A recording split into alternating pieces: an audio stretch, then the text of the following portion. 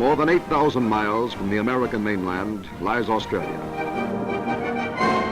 It was 1942, in the middle of World War II, when Australia found itself in need of a great and powerful friend to help fight against a great and powerful enemy. Guarded by sturdy ships and ever-watchful planes, American fighting men land safely on Australia's friendly shores.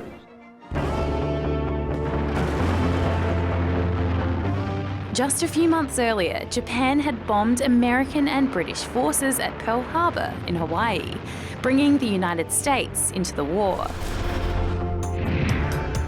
It joined a group of countries, including the UK, Australia and France, that were fighting against another group of countries led by Germany, Italy and Japan.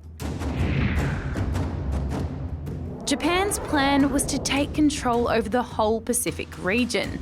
By early 1942, it had already conquered a lot of countries, bombed a base in Darwin and won naval battles.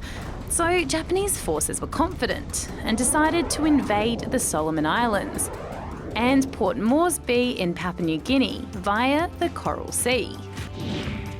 If Japan managed that, it would strengthen its defences, cut sea ties between Australia and the US, and make it easier to attack their military bases, including the ones in Queensland. But what Japan didn't know was that intelligence agencies had cracked its secret codes and uncovered the plan. So in May 1942, hundreds of American troops joined Australia's and went to sea to intercept Japan's forces. That's when the Battle of the Coral Sea began.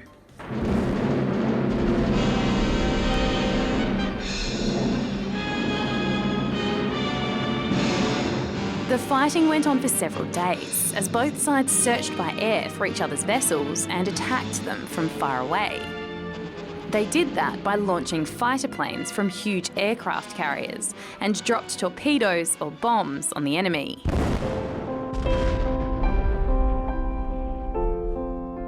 It was the first air-sea battle of its kind in history. On both sides, hundreds of people died and hundreds more were injured. And both suffered big losses of an aircraft carrier each, plus many planes and smaller ships. We could hear the comments of various pilots who in some cases were running out of fuel and could not land on the Lexington or the Yorktown as they were either damaged or on fire. Many messages were goodbyes to friends and loved ones. At the service of the government to work in the defence of Australia. At the time, many people believed the Battle of the Coral Sea saved Australia from invasion. At the least, it was a major turning point in the war in the Pacific, reducing Japan's fighting power for the battles that came after. It was also the start of a military friendship between two allied countries that still exists today.